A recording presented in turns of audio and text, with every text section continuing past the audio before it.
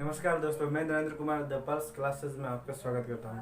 दोस्तों, हम आज पूर्वी मैदान के बारे में पढ़ेंगे। दोस्तों, पिछले दो वीडियो में हमने थार के मरुस्थल व अरावली पर्वतीय प्रदेशों के बारे में पढ़ लिया है। अगर आपने वो अभी तक वीडियो नहीं देखे तो डिस्क्रिप्शन में उनका लिंक है, आप वहाँ पर जाकर वीडियो देख सकते हो। तो दोस्तों, हम आज पूर्वी मैदान के बारे में बात करेंगे। यह पूर्वी मैदान है जिसके पश्चिम में अरावली पर्वतीय प्रदेश व दक्षिण पूर्व में हाड़ौती का पठार व उत्तर पूर्व में गंगा यमुना का मैदान स्थित है। ये पश्चिम में अरावली पर्वतीय प्रदेश से 50 सेंटीमीटर वर्षा रेखा द्वारा अलग होता है और इसके उत्तर पूर्व में गंगा यमुना का मैदान है और इसके दक्षिण पूर्व में हाड़ौती का पठार व विंध्य गगन भूमि है।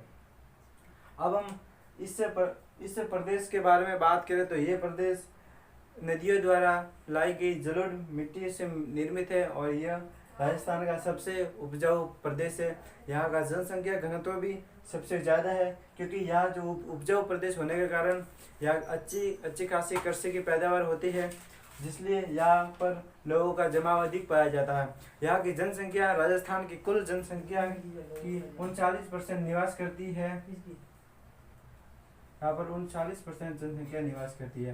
अगर हम यहाँ के क्षेत्रफल की बात करें तो यहाँ का क्षेत्रफल राजस्थान के कुल क्षेत्रफल का लगभग 23% होता है। यहाँ का क्षेत्रफल लगभग 23% है राजस्थान के कुल क्षेत्रफल का।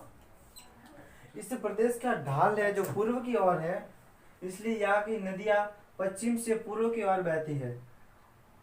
ढाल पूर्व की ओर। या अगर हम यहाँ की फसलों के बारे में देखें तो यहाँ पर गेहूँ, जौ, चना आदि की फसल अच्छी मात्रा में होती है। यहाँ पर सर्वाधिक सिंचाई कुओं के माध्यम से होती है।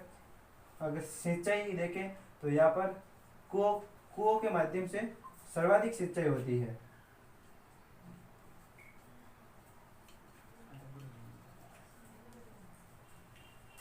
दोस्तों, ये जो प्रदेश है ये जनसंख्या की दृष्टि से बहुत ही घनी प्रदेश है और यहाँ पर सबसे ज़्यादा औद्योगिक विकास और जनसंख्या घनत्व भी पाया जाता है। अगर हम यहाँ की औसत वार्षिक वर्षा की बात करें तो यहाँ पर औसत वार्षिक वर्षा 50 से 80 सेंटीमीटर के बीच होती है। और अगर देखो औसत वार्षिक वर्षा 50 से 80 सेंटीमीटर के बीच,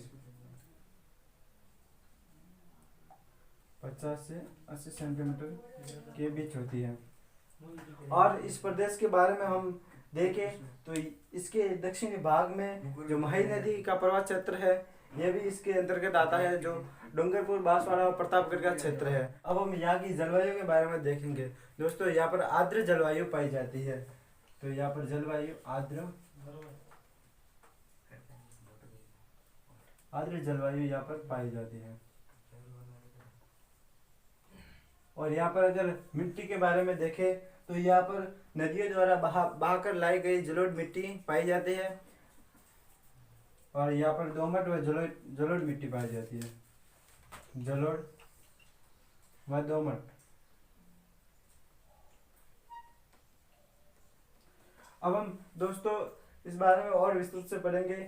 यहाँ जो ये पूर्वी मैदान है इसको 3 भागों में विभाजित किया जाता है। इसको 3 और उप भागों में विभाजित किया जाता है, जिसके अंतर्गत हम इन तीनों को विस्तार से पढ़ेंगे।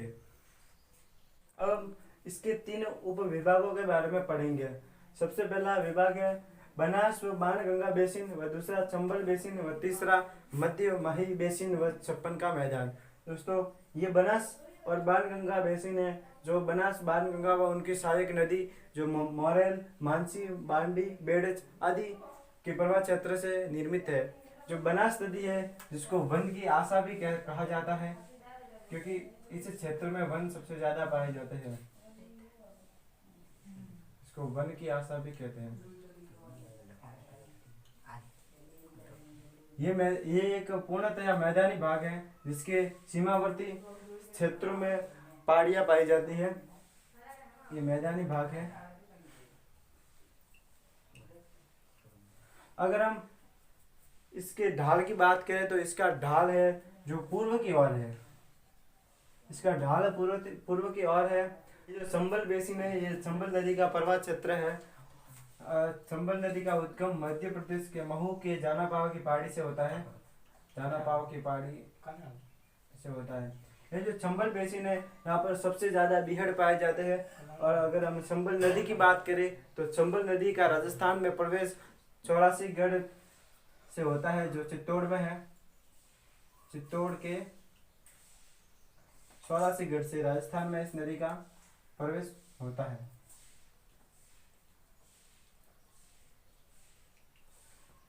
ये नदी राजस्थान की सबसे लंबी नदी है, जो मध्य प्रदेश में स्टार्ट होकर राजस्थान में बहते हुए उत्तर प्रदेश में जाती है। इस नदी का पर्वत क्षेत्र राजस्थान में बीहड़ भूमि के लिए सबसे ज्यादा प्रसिद्ध है।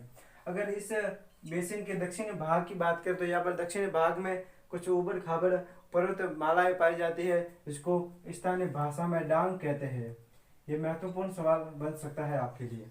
क्षेत्र में चंबल बीहड़ पट्टी पाई जाती है, जिसकी लंबाई 480 किलोमीटर है, जो कोटा से 12 तक विस्तृत है। इस बेसिन का क्षेत्रफल लगभग 4500 किलोमीटर स्क्वायर है। और अब एक महत्वपूर्ण सवाल पीछे रह गया।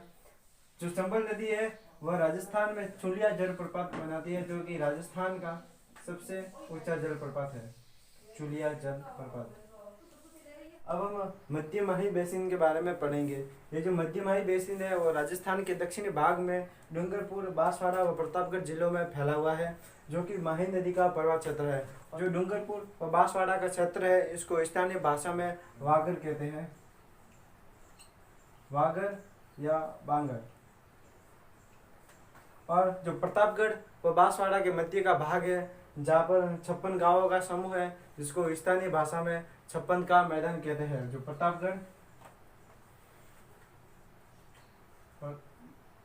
प्रतापगढ़ और बांसवाड़ा के मध्य जो 56 गांवों का समूह है, जिसको 56 का मैदान कहते हैं।